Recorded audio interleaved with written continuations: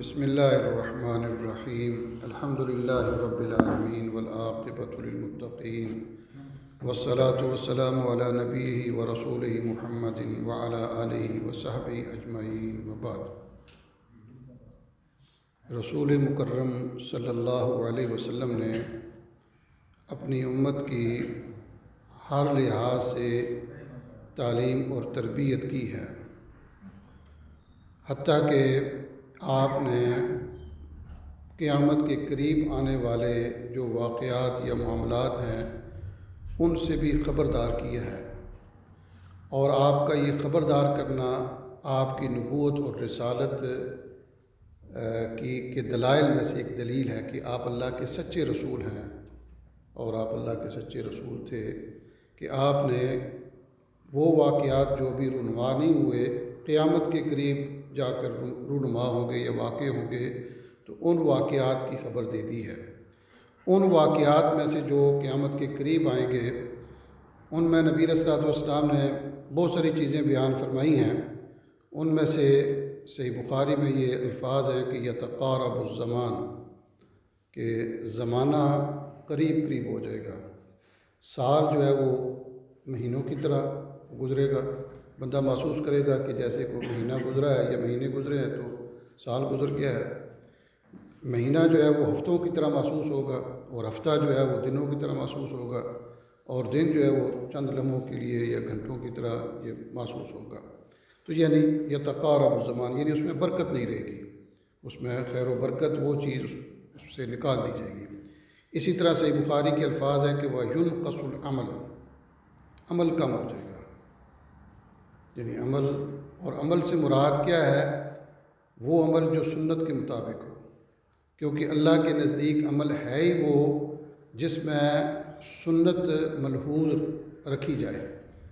اللہ کے ہاں جو اجر و ثواب والا عمل ہے، جو عمل صالح کہتے ہیں، عمل صالح کی 4 شرائط ہیں، اور ان 4 شرائط میں سے ایک شرط جو ہے وہ اس کا سنت کے مطابق ہونا ہے۔ اسی طرح مستدرک حاکم کی حدیث کے مطابق جو الفاظ ہیں وہ یہ ہیں کہ یفتح القول ویحزن العمل، یہ حدیث رسول اللہ صلی اللہ علیہ وسلم کے الفاظ ہیں۔ یفتح القول کا مطلب یہ ہے کہ قول بہت زیادہ ہو جائے گا۔ قول کا مطلب سین، یعنی سپیچز، تقریر، وعظ و نصیحت، یہ بہت زیادہ ہو جائے گی، یہ نبی صلی اللہ علیہ وسلم نے خبر دی ہے۔ یفتح، اور بعض میں یہ الفاظ ہیں کہ وَيُكْثِرُ الْقَوْلُ، قول یعنی قول، ہر وہ چیز جو زبان سے نکلتی ہے یہ کثرت کے ساتھ ہو جائے گی۔ اور آج ہم اس کو دیکھ سکتے ہیں کہ آپ دیکھ لیں کہ مثلا یوٹیوب ہے یا باقی سوشل میڈیا کے جو پلیٹ فارمز ہیں، فیس بک ہے یا اور انسٹاگرام وغیرہ، یا باقی بہت سارے لوگوں نے ویب سائٹس بنائی ہوئی ہیں، تو ایک ایک ٹاپک پر آپ کو کتنی سپیچز ملیں گی، کتنی آپ کو تقریریں مل جائیں گی، لیکن ساتھ ہی نبی صلی اللہ علیہ وسلم نے فرمایا کہ وَيُقِلُّ الْعَمَلُ، عمل کم ہو جائے گا۔ اور وہ ہم ملاحظہ کر رہے ہیں، دیکھ رہے ہیں کہ بہت ساری تقریروں کے باوجود، بہت سارے پروگراموں کے باوجود جو عمل سے مراد کیا ہے؟ جو سنت کے مطابق عمل ہے، سنت کے مطابق عمل بہت کم ہو جائے گا۔ لیکن خوش نصیب لوگ وہ ہوں گے جو اس وقت بھی جن کو سنت پر عمل کرنے کی توفیق ہوگی یا ان کو یہ چیز نصیب ہوگی۔ اور ظاہر ہے کہ سنت پر عمل کرنے کے لیے بندے کو تھوڑی سی محنت کرنی پڑتی ہے، بندے کو رسول اللہ صلی اللہ علیہ وسلم کا طریقہ سیکھنا پڑتا ہے۔ کوئی بھی آپ عمل کر رہے ہیں، وضو کر رہے ہیں، آپ نماز پڑھ رہے ہیں، تو ظاہر ہے کہ اگر اس کو سنت کے مطابق کرنا ہے تو سیکھنا پڑے گا۔ ایسا تو نہیں ہو سکتا کہ اس کو سیکھے بغیر بندہ اس پر عمل کر لے، تو یہ پاسبل نہیں ہے۔ تو یہ بہت ضروری ہے مسلمان کے لیے کہ حدیث کو وہ سمجھے، حدیث کو سیکھے اور حدیث پر عمل کرے، اور اپنے آپ کو خوش نصیب لوگوں میں کرے۔ خوش نصیب لوگ وہ ہوں گے کہ جو صرف تقریروں پر انحصار نہیں کریں گے، سپیچز پر یا یہ جو ہوتی ہیں تقریریں وغیرہ، اسی پر وہ اس کو کافی اور وافی نہیں سمجھیں گے، بلکہ اصل جو چیز ہے عمل کرنے والی اس کی طرف آئیں گے۔ اور عمل میں بھی یعنی وہ جو اس کی شرائط ہیں، مثال کے طور پر کوئی بھی عمل کرے تو اس میں اخلاص ہو، اخلاص کے بغیر کوئی عمل قبول نہیں ہے۔ کہ کوئی آدمی دکھلاوے کے لیے کوئی عمل کرتا ہے وہ اللہ کے ہاں عمل قبول نہیں ہے۔ اسی طرح اس عمل کا سنت کے مطابق ہونا ضروری ہے۔ تو یہ یعنی کوئی بھی عمل بغیر یعنی سنت کا لحاظ رکھے جو بھی عمل کیا جائے گا اللہ کے ہاں اس کی کوئی حیثیت نہیں ہے۔ تو اس لیے جب بھی کوئی بندہ عمل کرے، کوئی کام کرے، نماز پڑھے، اعتکاف کرے، کوئی بھی چیز کام کر رہا ہے دینی طور پر جس کو عمل صالح کہا گیا ہے، تو اس میں رسول اللہ صلی اللہ علیہ وسلم کی تعلیمات کو ملحوظ رکھے۔ اور یہ سنت کا عمل کیوں کم ہو گیا ہے، اس کی ایک وجہ یہ ہے کہ لوگوں میں حدیث کا تعارف یا حدیث کی تعلیم کم ہو گئی ہے۔ آپ چل پھر کر دیکھ لیں کہ باقاعدہ حدیث کی تعلیم یا کتب حدیث یا حدیث جو رسول اللہ علیہ وسلم کے فرامین ہیں اس کی تعلیم بہت کم ہے۔ باقی اور چیزیں بہت ساری ہو گئی ہیں لیکن رسول اللہ صلی اللہ علیہ وسلم کی جو احادیث ہیں ان کی تعلیم وغیرہ یا اس کے مطابق تربیت وغیرہ وہ بہت کم ہے۔ لیکن الحمدللہ ہماری اس مسجد میں شروع سے ہی ہم رسول اللہ صلی اللہ علیہ وسلم کی احادیث جو ہے اور قرآن مجید کا درس، حدیث کا درس باقاعدگی کے ساتھ ہوتا ہے۔ اور اس کا مقصد صرف سپیچ نہیں ہے، اس کا مقصد صرف تقریر نہیں ہے، اس کا مقصد صرف واعظ و نصیحت نہیں ہے، اس کا مقصد اپنی اصلاح ہے۔ ہم میں سے ہر ایک کی، مجھ سمیت ہر ایک کی اصلاح مراد ہوتی ہے کہ رسول اللہ صلی اللہ علیہ وسلم کی تعلیم کے مطابق ہماری اصلاح ہو جائے، ہمارا جو عمل ہے اس کے اندر حسن اور اس کے اندر نکھار، اس کے اندر بیوٹی آ جائے تاکہ ہم اللہ تعالیٰ کے یہاں پسندیدہ بندے بن سکیں۔ تو یہ حدیث جو ہے یہ بھی ہمیں ہماری اصلاح کرتی ہے۔ یہ جو آج ہم پڑھ رہے ہیں یہ حضرت عائشہ رضی اللہ تعالیٰ عنہ سے حدیث مروی ہے۔ فرماتی ہیں کہ رسول اللہ صلی اللہ علیہ وسلم نے ارشاد فرمایا کہ ابغض الرجال الی اللہ الد الخصم، اخرجہ مسلم۔ یہ صحیح مسلم کی حدیث ہے۔ فرمایا کہ سب سے برا انسان یا جو اللہ کے یہاں ناپسندیدہ ترین انسان ہے وہ ہے کہ جو سخت جھگڑالو ہے۔ اللہ اکبر، جھگڑے کرتا ہے خواہ مخواہ کے۔ الد کہتے ہیں جو بہت زیادہ جھگڑے میں بہت زیادہ جھگڑا کرتا ہو، بہت زیادہ خواہ مخواہ کا۔ اور یہ اس جھگڑے کے لیے بولا جاتا ہے جو جھگڑا باطل پر ہو، جھوٹ پر ہو اور خواہ مخواہ کا ہو، ناحق ہو۔ ہاں البتہ اگر حق کی بات ہو تو اس کو رپیٹ کرنا یا اس کو بار بار کہنے میں کوئی حرج نہیں ہے، لیکن جس کی بنیاد ہی جھوٹ پر ہے یا خواہ مخواہ کی وہ ایک بحث کر رہا ہے یا خواہ مخواہ کا وہ جھگڑا کر رہا ہے کسی بھی معاملے میں، تو یہ اللہ تعالیٰ کو ناپسند ہے۔ ورنہ صحیح طور پر جھگڑا ہو، یعنی مثال حق کا جھگڑا ہے، کسی کا کوئی حق لینا ہے، اس نے جائیداد کا مسئلہ ہے یا اور کوئی مسئلہ ہے، شریعت کا کوئی مسئلہ ہے، اور اس میں اس کو کوئی علم کی بنیاد پر، دلیل کی بنیاد پر اس کو کوئی بات بتلاتا ہے اور اس کو ریپیٹ بھی کرتا ہے، بار بار اس پر زور دیتا ہے، تو یہ اس ضمن میں نہیں آئے گا، کیونکہ قرآن مجید میں ہے کہ وَجَادِلْهُمْ بِالَّتِي هِيَ أَحْسَنُ، کہ جھگڑا کرو آپ لیکن علم کی بنیاد پر، حق کے ساتھ، وہ باطل بنیاد نہیں ہونا چاہیے، یہ جھوٹ یا خواہ مخواہ کی ایسی چیز نہیں ہونی چاہیے۔ تو بہرحال ہمارے بہت سارے ہم سمیت یعنی مجھ سمیت بہت سارے ہم لوگ خواہ مخواہ کا بعض دفعہ جھگڑا کرتے ہیں اور اس جھگڑے میں ہم شدت لے آتے ہیں اور اس کی بنیاد بس صرف اپنی انا ہوتی ہے، وہ حقیقت یا سچ یا اپنا حق یا عدل اس میں یا علم اس میں کم ہوتا ہے، صرف وہ ایک ہمارے خاندان کا مسئلہ ہے جی، ہمارا فلاں کا مسئلہ ہے جی، ہمارے اس وجہ سے ہم اس کے ساتھ جھگڑا کر رہے ہیں۔ تو ایسی صفت جو ایسا وصف ہے یہ اچھے انسان میں نہیں ہے، بلکہ نبی علیہ الصلوۃ والسلام کے فرمان کے مطابق ایسا شخص اللہ کو سخت ناپسند ہے۔ اسی طرح یہ اگلی حدیث ہے جو حضرت عبداللہ ابن مسعود رضی اللہ تعالیٰ عنہ سے مروی ہے۔ فرماتے ہیں کہ رسول اللہ صلی اللہ علیہ وسلم نے ارشاد فرمایا علیکم بالصدق، تم صدق کو لازم پکڑو۔ صدق کیا؟ سچائی، سچ، سچ بولنا، اس کو اپنے اوپر لازم کرنا۔ اللہ اکبر، یعنی سچ کی کتنی ترغیب دی گئی ہے۔ فرمایا کہ فإن الصدق یہدی الی البر، یہ کیوں اس کی ترغیب دی گئی ہے کہ آپ ہمیشہ سچ بولو، سچ کے علاوہ آپ جھوٹ کی طرف نہ جاؤ، یہ کیوں کہا گیا ہے؟ نبی صلی اللہ علیہ وسلم نے فرمایا کہ سچ یہ نیکی کی طرف گائیڈ کرتا ہے، نیکی کی طرف لے کر جاتا ہے۔ یہ ایک گاڑی کی طرح ہے، جس طرح گاڑی ایک منزل تک پہنچاتی ہے، تو سچ جو ہے یہ ایک آپ کی کار، آپ کی گاڑی ایک ایسی چیز ہے جس کے ذریعے سے آپ نیکی تک پہنچتے ہیں۔ اللہ اکبر، وَإِنَّ الْبِرَّ يَهْدِي إِلَى الْجَنَّةِ، اور وہ نیکی کہاں لے کر جاتی ہے؟ وہ نیکی سواری ہے جنت تک پہنچانے کی، یعنی نیکی کے ذریعے بندہ جنت تک پہنچتا ہے۔ وَمَا يَزَالُ الرَّجُلُ يَصْدُقُ، بندہ ہمیشہ سچ بولتا رہتا ہے، سچ کی عادت بنا لیتا ہے، سچ بولتا رہتا ہے، وَيَتَحَرَّى صِدْق، اور صدق کی تلاش میں رہتا ہے کہ جو چیز سچ ہے اس کو تلاش کرتا رہتا ہے۔ اور سب سے سچی بات کون سی ہے؟ اللہ کی بات ہے، وہ قرآن مجید کی تلاش میں رہتا ہے۔ اور سب سے سچی بات کون سی ہے؟ رسول اللہ صلی اللہ علیہ وسلم کی بات ہے، تو وہ رسول اللہ علیہ وسلم کی بات کو تلاش کرنے میں رہتا ہے کہ اللہ کے رسول کی سنت کیا ہے صلی اللہ علیہ وسلم، آپ کی بات کیا ہے، آپ کا عمل کیا ہے، آپ کی تعلیم کیا ہے، آپ کے اخلاق کیا ہیں، آپ معاملات کیسے کرتے تھے۔ تو یہ صدق کی تلاش ہے کہ صدق کو تلاش کرتا رہتا ہے۔ حتیٰ یکتب عند اللہ صدیقا، اللہ اکبر، کتنی بڑی فضیلت ہے کہ وہ اس طرح سچ بولتا رہتا ہے، ہمیشہ سچ کی تلاش میں رہتا ہے، حتیٰ کہ اللہ کے ہاں اس کے متعلق فیصلہ کر دیا جاتا ہے کہ یہ شخص صدیق ہے۔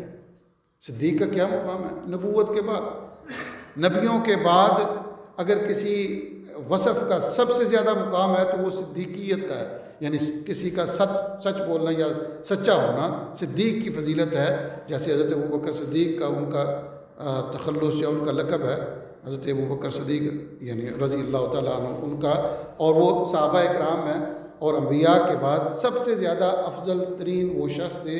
اور ان کو کیا وصف یا ان کو کیا لقب ملا ہے؟ صدیق۔ تو کس کو اللہ تعالیٰ صدیق بنا دیتا ہے؟ ہر اس شخص کو جو سچ بولتا رہتا ہے اور ہمیشہ سچ بولتا رہتا ہے اور سچ کی تلاش میں رہتا ہے، اللہ اس کے متعلق فیصلہ کر دیتے ہیں، اللہ اس کو لکھ دیتے ہیں کہ یہ بندہ صدیق ہے۔ بھائی سبحان اللہ۔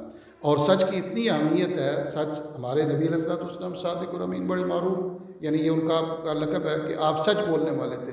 حتیٰ کہ جو آپ کے دشمن تھے وہ بھی یہ کہتے تھے کہ ما جربناک الا صدقا، ہم نے جب بھی تجربہ کیا آپ کے متعلق یعنی نبی صلی اللہ علیہ وسلم کے متعلق تو ہم نے آپ کو سچا ہی پایا۔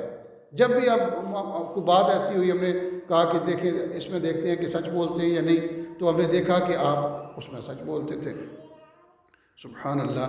آپ یہ دیکھتے ہیں کہ یہ جتنی احادیث آتی ہیں، حدیث کی ایک سند ہوتی ہے، چین ہوتا ہے، چین آف نریشن۔ تو وہ محدث جیسے امام بخاری رحمہ اللہ یا امام مسلم یا باقی جتنے محدثین ہیں، وہ جب حدیث بیان کرتے ہیں تو وہ ایک راوی ہوتے ہیں درمیان میں، رسول اللہ صلی اللہ علیہ وسلم تک پہنچنے تک بعض دفعہ 3 راوی ہیں، بعض دفعہ 4 ہیں، بعض دفعہ 5 ہیں، بعض دفعہ 6، یہ کم و بیش ہوتے رہتے ہیں۔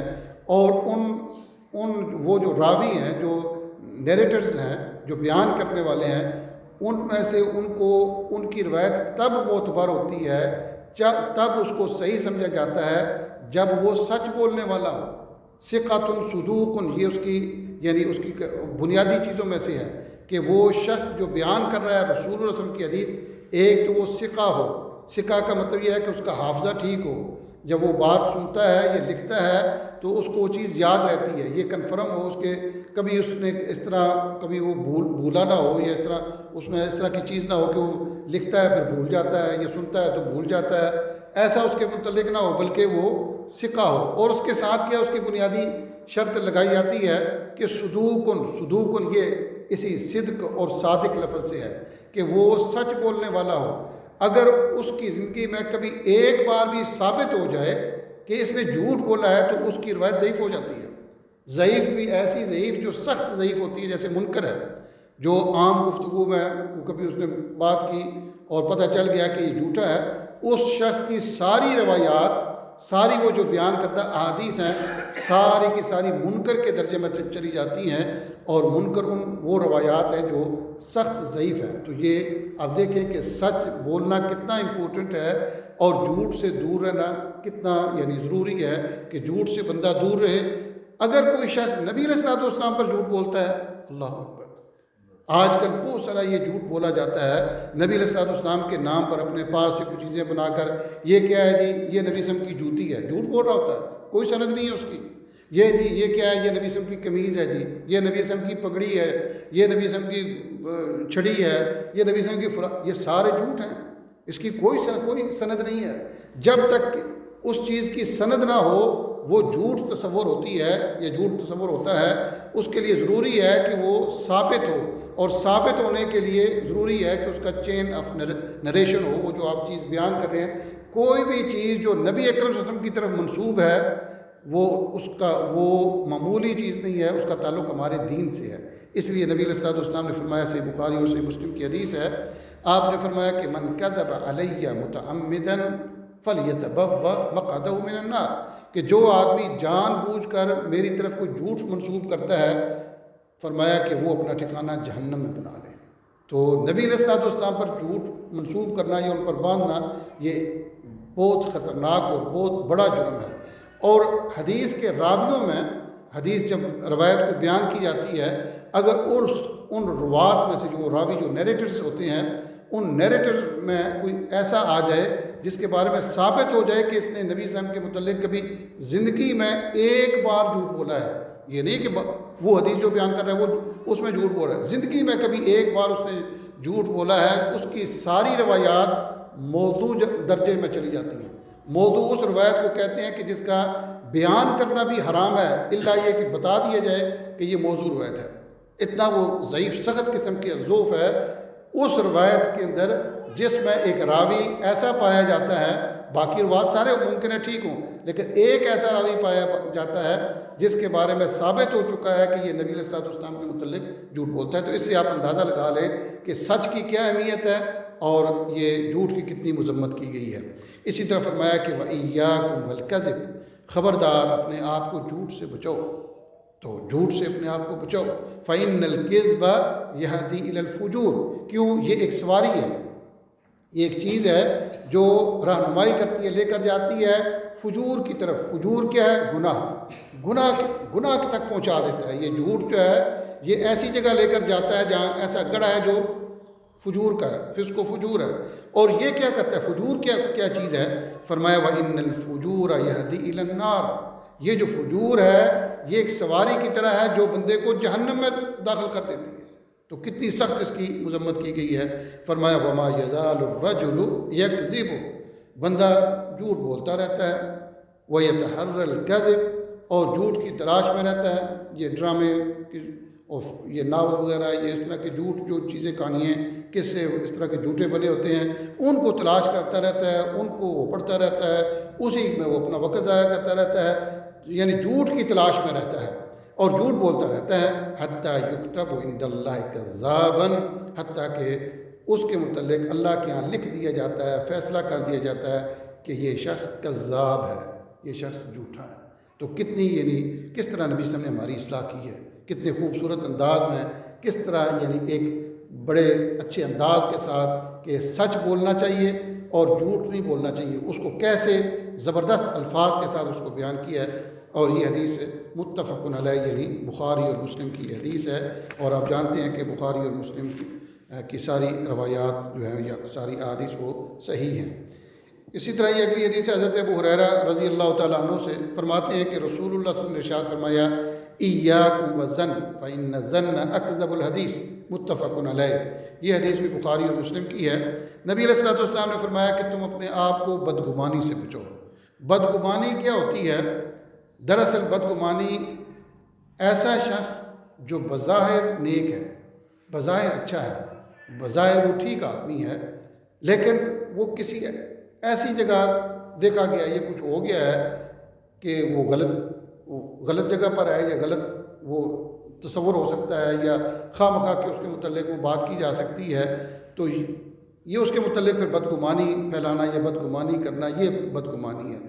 ایک آدمی اعلانیہ طور پر وہ فاسق ہے، مثال کے طور پر ایک آدمی اعلانیہ سگریٹ پیتا ہے، چرس پیتا ہے، اللہ بچائے ان چیزوں سے، وہ اوپنلی، تو وہ کسی ایسی جگہ کھڑا ہے جہاں وہ لوگ سگریٹ پیتے ہیں، تو وہ بندہ کہے کہ نہیں جی یہ آپ بدگمانی نہ کریں کہ یہ تو سگریٹ نہیں پیتا، آپ اس کے متعلق بدگمانی نہ کریں، یہ بدگمانی نہیں ہے۔ اس کو یعنی جو آدمی پہلے ہی کلیئر وہ برا ہے اور اس برائی میں پڑا ہوا ہے، اس کے متعلق اگر کوئی اس طرح کی بات کرتا ہے تو یہ بدگمانی نہیں ہے۔